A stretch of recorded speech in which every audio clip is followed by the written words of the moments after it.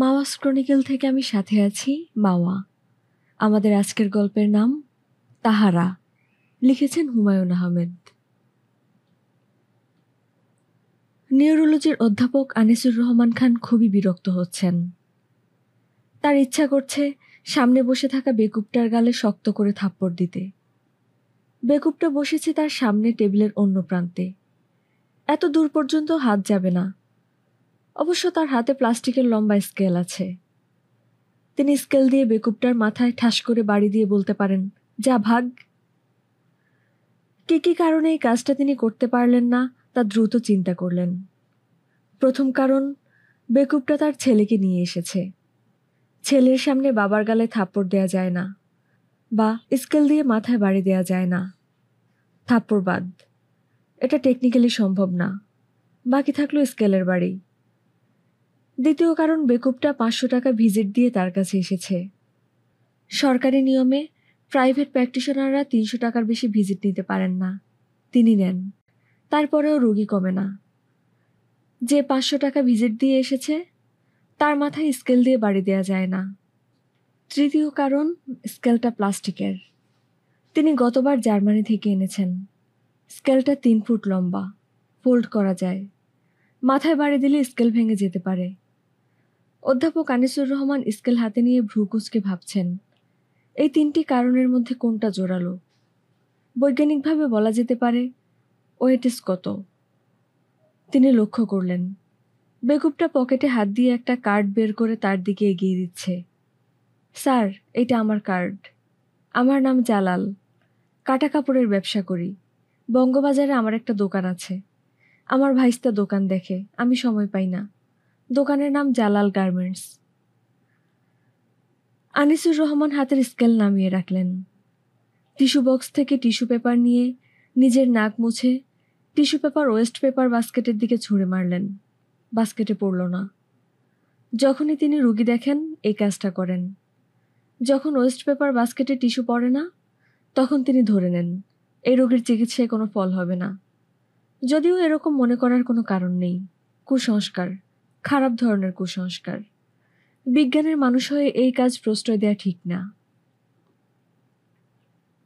Sir, আমার দোকানে একবার যদি পদধূলি দেন তাহলে অত্যন্ত খুশি হব।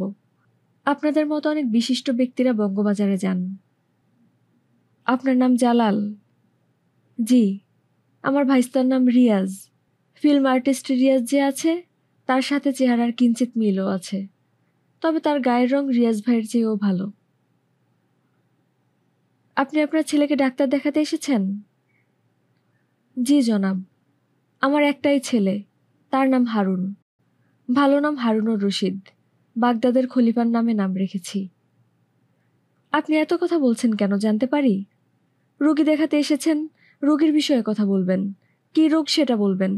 দুনিয়ার কথা শুরু করেছেন। জনাব, আমার গোস্তাকি হয়েছে, ক্ষমা করে দেবেন। কথা আগে আমি এত বেশি বলতাম না, কম বলতাম। স্ত্রীর মৃত্যুর পর কথা বলা বেড়ে গেছে। আগে পানও খেতাম না। স্ত্রীর মৃত্যুর পর পান খাওয়া ধরেছি।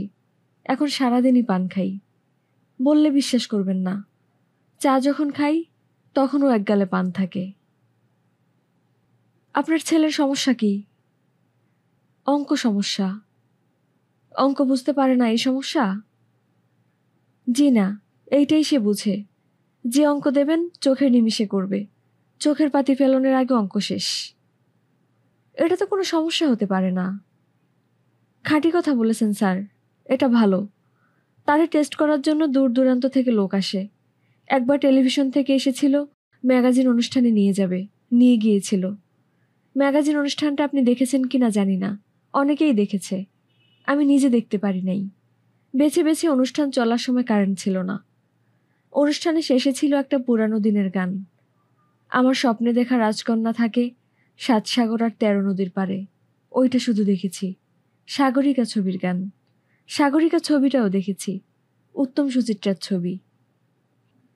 জালাল সাহেব। জি। আপনি আপনার ছেলেকে নিয়ে চলে যান। এই ছেলেকে আমার দেখার কিছু নাই। আমি নিউরোলজির কোনো সমস্যা হলে দেখি। 500 টাকা আমি আপনার অ্যাসিস্ট্যান্টকে ভিজিট দিয়েছি। ভিজিটের টাকা ফেরত নিয়ে যান, আমি বলে দিচ্ছি। আনিসুর রহমান বেল টিপলেন। জালাল কাতর গলায় বলল, জনাব, সমস্যাটা একটু শুনেন। আমি তো সমস্যা বলতেই পারি নাই, বিরাট বিপদে আছি। আমার নিজের শরীর ভালো না, আমি আজ আর রুগী দেখব না। কাল আসি? কাল অবশ্য মাল নিয়ে আমার চাঁপাইনবাবগঞ্জ যাওয়ার কথা। আমি নিজে মাল নিয়ে কখনো যাই না, ছেলে একলা থাকে। মা মরা স্নেহবঞ্চিত ছেলে, তার সঙ্গে থাকতে হয়। এই যে কাল যাচ্ছি, ছেলেকেও সাথে নিয়ে যাচ্ছি। মালামাল নিয়ে যাওয়ার কাজের জন্য আমার একজন কর্মচারী ছিল, ইদ্রিস নাম। গত এপ্রিল মাসের 9 তারিখ 11,000 টাকার মাল আর নগদ 6,000 টাকা নিয়ে পালিয়ে গেছে।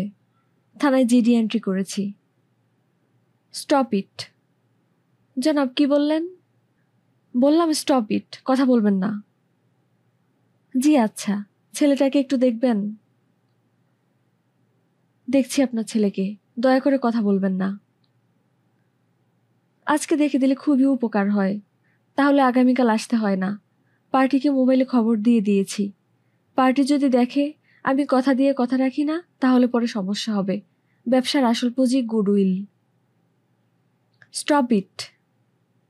জি আচ্ছা। আপনি দয়া করে বাইরে গিয়ে বসুন, আমি আপনার ছেলের সঙ্গে একা কথা বলবো। আমি বাইরে চলে গেলে লাভ হবে না স্যার। আমার ছেলে বাপ ছাড়া কিছু বোঝে না। তার মা যখন জীবিত ছিল তখন ওই অবস্থা। এটা নিয়ে তার মায়ের খুবই আফসোস ছিল। তার মা হারুন হারুন বলে গলা ফাটাইয়ে দিচ্ছে, ছেলে জবাব দেবে না। অথচ আমি একবার পাতলা গলায় হারুন ডাকলে জি বাবা বলে দৌড় দিয়ে ছুটে আসবে। লোক মুখে শুনি, ছেলেরা হয় মায়ের ভক্ত, মেয়েরা হয় বাপের ভক্ত। আমার বেলায় উল্টা নিয়ম।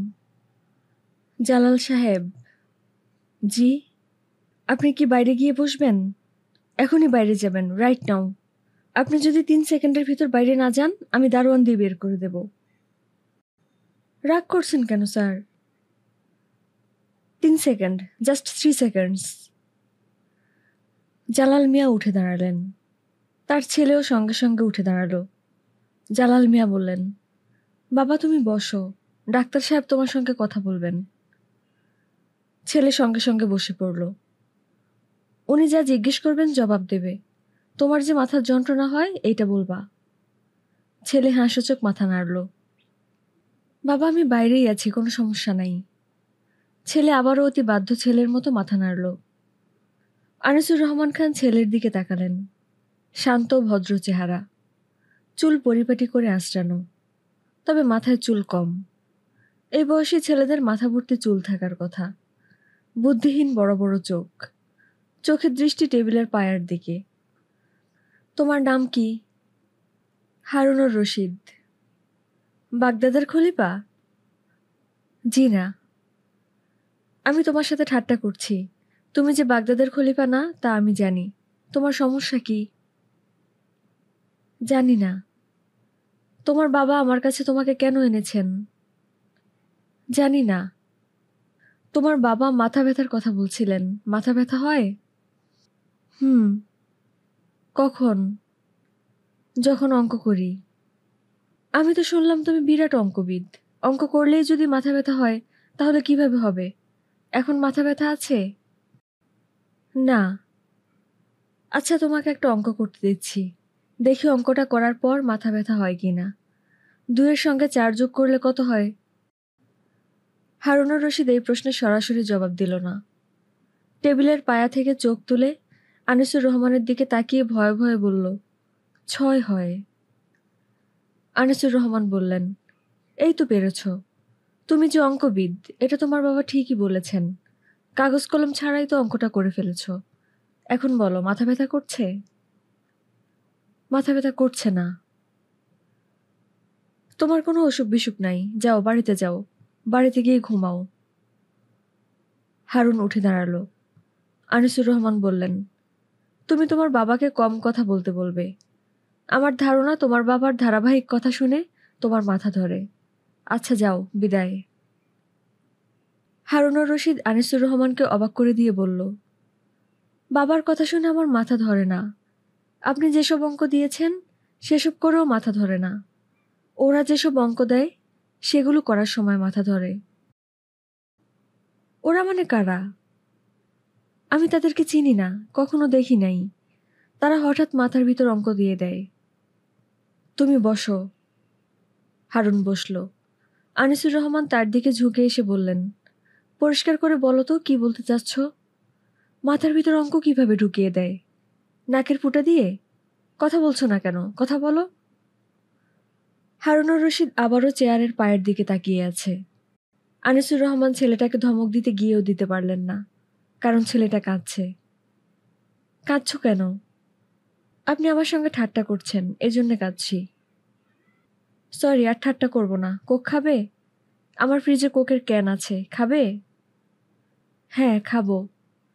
আনিসুর রহমান খান ছেলেটির দিকে তাকিয়ে আছেন।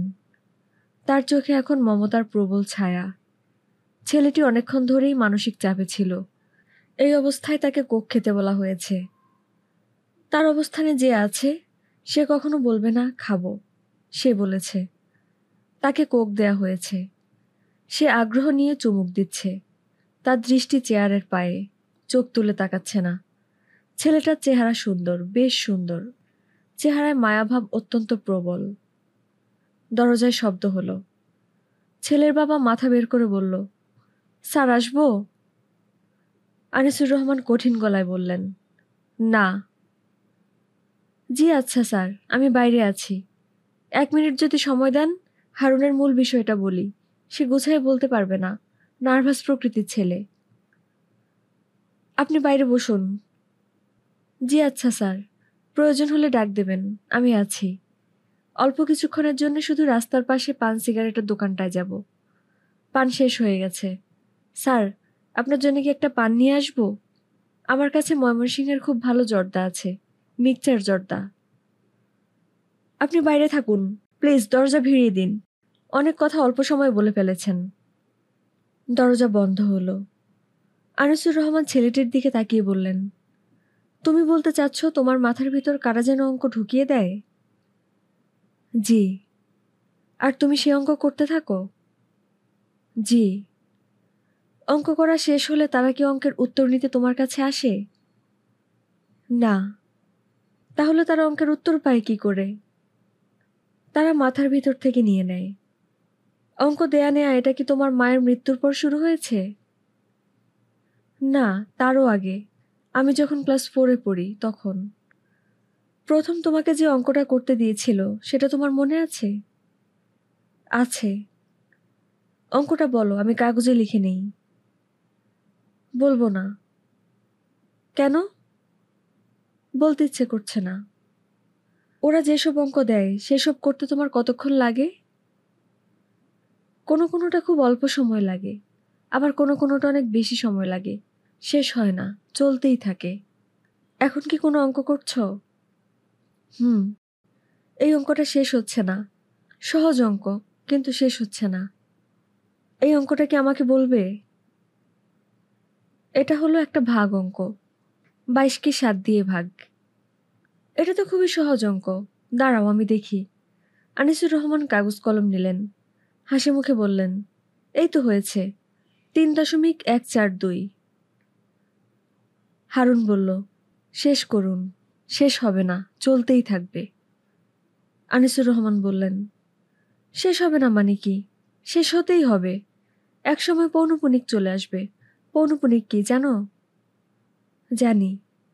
স্কুলে শিখিয়েছে? না, ওরা শিখিয়েছে।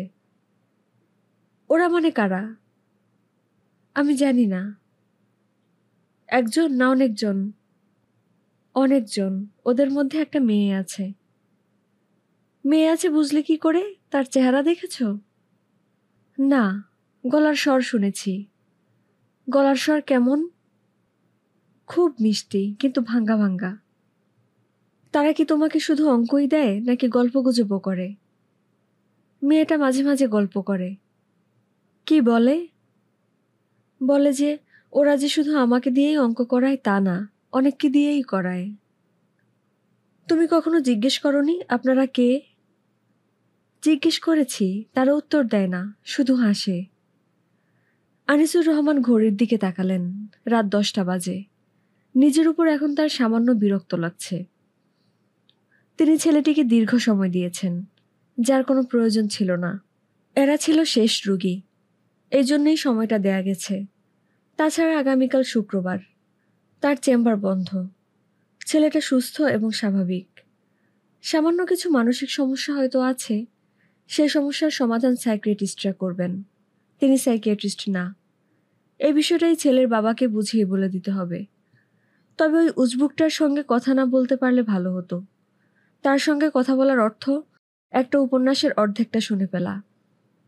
আনিসুর রহমান বাসায় ফিরলেন রাত 11টায়, আধা ঘন্টা দেরিতে।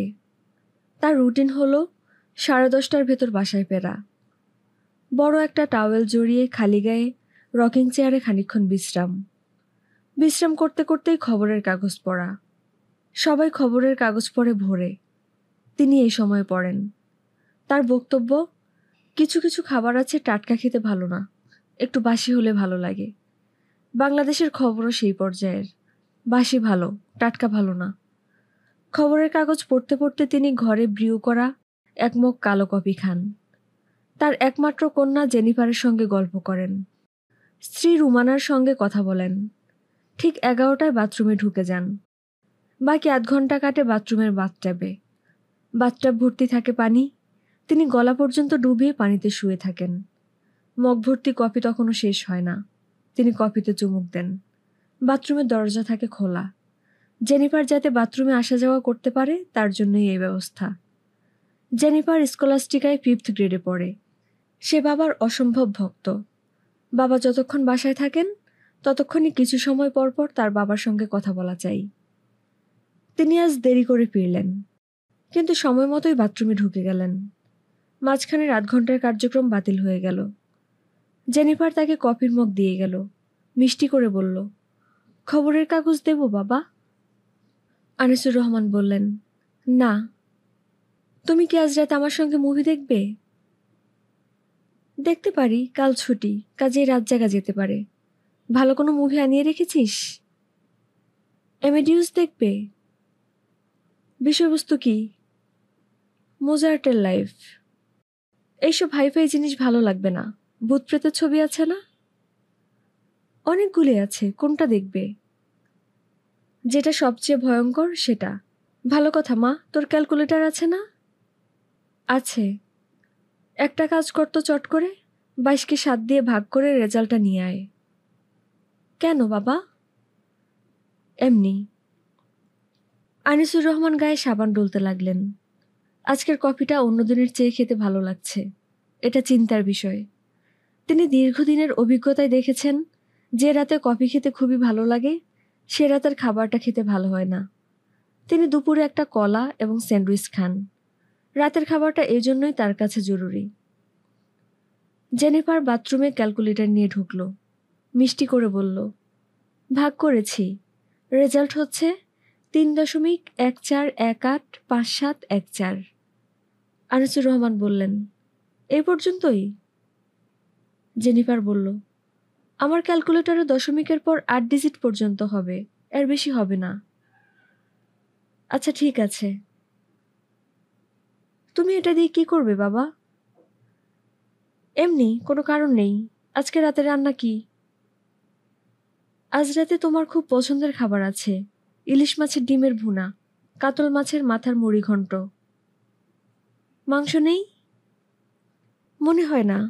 মাংস রান্না করতে বলবো? দরকার নেই। তুই একটা কাজ করতো মা, এই অঙ্কটাই কম্পিউটারে করে দেখ, আরও বেশি ডিজিট পাওয়া যায় কিনা। কেন বাবা? এমনি মা, নো পার্টিকুলার রিজন। রাতে খেতে গিয়ে আনিসুর রহমান খান চমৎকৃত হলেন। মাছ ছাড়াও 2 ধরনের মাংস আছে, মুরগির ঝাল ফ্রাই, গরুর কলিজা ভুনা। একজন ডাক্তার হিসেবে কলিজা ভুনার মতো হাই কোলেস্টেরল ডায়েট খাওয়া একেবারেই উচিত না, কিন্তু যাবতীয় হাই কোলেস্টেরল ডায়েট তার অতি পছন্দ। রুমানা বললেন, তুমি জেনিফারকে দিয়ে পায়ের ভ্যালু বের করাচ্ছ কেন? আনিসুর রহমান বললেন, 22কে 7 দিয়ে ভাগ দিতে বলেছি। এটা হলো পাই, পরিধি ডিভাইডেড বাই ব্যাস। পরিধি হচ্ছে 2πr আর ব্যাস হচ্ছে 2r। ভাগ করলে থাকে পাই। তুমি এত সব জানো কিভাবে? রুমানা বললেন, তুমি প্রায়ই ভুলে যাও যে আমি ফিজিক্স পড়েছি। আনিসুর রহমান বললেন, এটা তো ফিজিক্স না, এটা হলো ম্যাথ। রুমানা বললেন, চুপ করে খাও তো, কোনটা ফিজিক্স কোনটা ম্যাথ তা নিয়ে তোমার গবেষণা করতে হবে না। আনিসুর রহমান বললেন, পাই বস্তুটার মান কত? মান হলো 3.14। তা হবে কেন? এটা তো 0.14 শেষ হয় না, চলতেই থাকে। চলতে থাকলেই সব সংখ্যা নিতে হবে, দরকারটা কি? আনিসুর রহমান বললেন, তা ঠিক, কোনো দরকার নেই, পণ্ডশ্রম, একেবারেই পণ্ডশ্রম। রুমানা বললেন, তুমি ডাক্তার মানুষ, তুমি পাই নিয়ে হইচই করছো কেন? আনিসুর রহমান বললেন, হইচই করছি কোথায়? হইচই করছি না তো। রান্না কেমন হয়েছে? অসাধারণকে 10 দিয়ে গুণ দিলে যা হয় তাই হয়েছে। পৃথিবীর শ্রেষ্ঠ কলেজা ভুনা আজ রাতে খেলাম।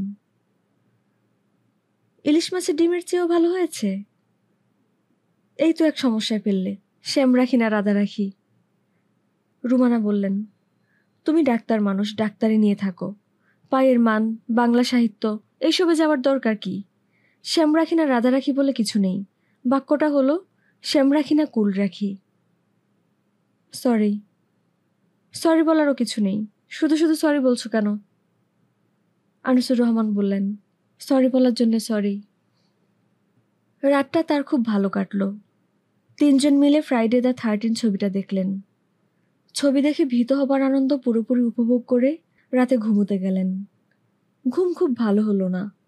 সারাক্ষণই স্বপ্ন দেখলেন তিনি 22কে কখনো 7 দিয়ে ভাগ দিচ্ছেন, কখনো 3 দিয়ে ভাগ দিচ্ছেন, আবার কখনো বা 5 দিয়ে ভাগ দিচ্ছেন। রাতে কয়েকবার তার ঘুম ভাঙল। এরকম কখনো হয় না। তিনি ঘুমের ট্যাবলেট ছাড়াই এক ঘুমে রাত পার করার মানুষ। পরের 3 সপ্তাহ আনিসুর রহমানের অতি ব্যস্ততায় কাটল। তিনি ব্যাঙ্গালোরে একটা সেমিনারে অ্যাটেন্ড করতে গেলেন। ফিরে এসে রাজশাহী মেডিকেল কলেজের MBBS ফাইনাল পরীক্ষার এক্সটার্নাল এক্সামিনার হিসেবে রাজশাহী গেলেন। রুমানার এক খালাতো বোনের হুট করে বিয়ে ঠিক হয়ে গেল। সেই বিয়ের অনুষ্ঠানে যোগ দিতে চিটাগাং গেলেন। তবে এর ফাঁকে ফাঁকে পাই বিষয়ক কিছু তথ্য সংগ্রহ করলেন। যেমন, এই সংখ্যাটির মান এখনও নির্ণয় করা যায়নি। অতি শক্তিমান কম্পিউটারের সাহায্যে চেষ্টা করা হয়েছে। সংখ্যা দশমিকের পর চলতেই থাকে, কখনো পৌনপুনিক আসে না। মহান গ্রিক অঙ্কবিদ পিথাগোরাসের ধারণা, পাই প্রকৃতির একটি রহস্যময় বিষয়। যিনি এই রহস্য উদ্ধার করতে পারবেন, তিনি প্রকৃতির একটা বড় রহস্য উদ্ধার করতে পারবেন। আমেরিকান অ্যাস্ট্রোনমার কার্ল সেগান পাইয়ের রহস্য নিয়ে একটি বই লিখেছেন। যে বইয়ের বিষয়বস্তু হচ্ছে পাইয়ের মানে ঈশ্বর কিছু বলতে চাচ্ছেন, এটা তার ভাষা। তিনি এর মধ্যে হারুনুর রশিদ নামে ছেলেটির খোঁজ বের করারও চেষ্টা করেছেন। সমস্যা হলো, ছেলেটির নাম ছাড়া তার আর কিছুই মনে নেই। ছেলেটির বাবা একটা ভিজিটিং কার্ড দিয়েছিল, সেই কার্ড তিনি ফিরিয়ে দিয়েছেন। কোথায় যেন তার একটা দোকান বা শোরুম আছে বলেছিল, জায়গাটার নাম মনে করতে পারলেন না। শুধু মনে আছে সেই দোকানে ভদ্রলোকের এক আত্মীয় বসে, যার চেহারা ফিল্মের কোনো নায়ক বা নায়িকার চেহারার মতো। এই তথ্য দিয়ে কাউকে খুঁজে বের করা নিতান্তই অসম্ভব ব্যাপার। তারপরেও তিনি তার অ্যাসিস্ট্যান্টকে দায়িত্ব দিয়েছেন, ঢাকার সবকটা স্কুলে সে যাবে, সেখানে হারুনুর রশিদ নামে 11-12 বছরের কোনো ছেলে আছে কিনা খোঁজ করবে। সে অনুসন্ধানেও কোনো ফল হচ্ছে না। আনিসুর রহমানের জীবনযাপন পদ্ধতিতে সামান্য পরিবর্তন হয়েছে।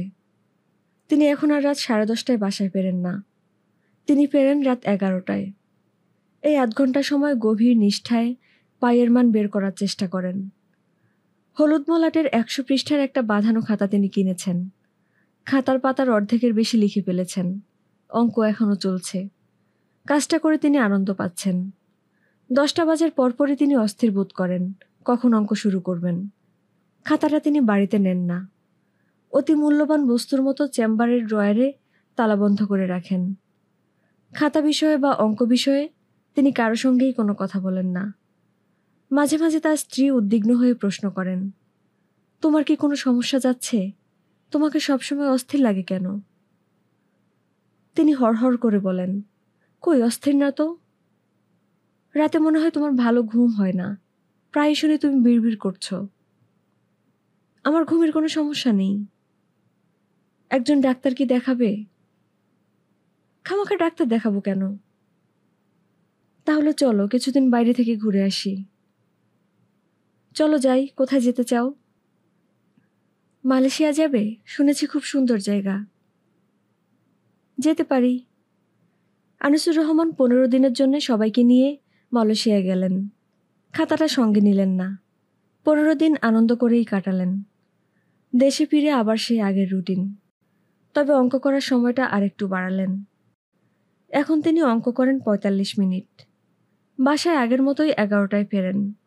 রুগী দেখেন 15 মিনিট কম।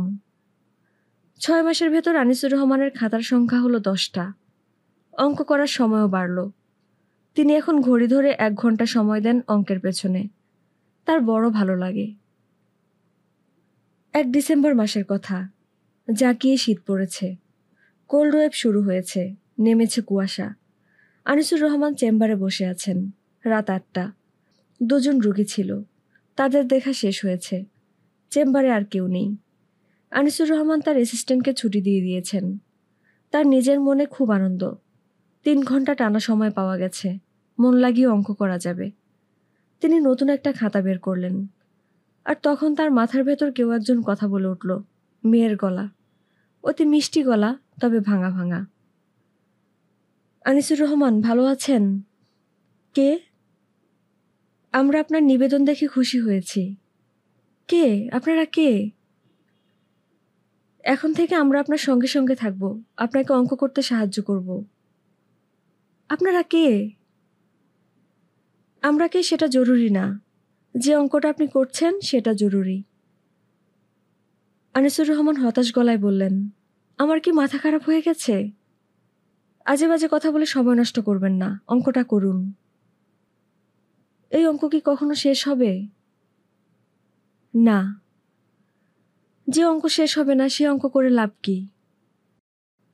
শেষ না হলেও একটা সিরিজ বের হয়ে আসবে। আমাদের প্রয়োজন সিরিজ। সিরিজও শেষ না। সিরিজ কি? 1, 2, 3, 4, 5, 6 একটা সিরিজ, যেটা চলতে থাকে। আবার 2, 4, 6, 8, 10 আরেকটা সিরিজ।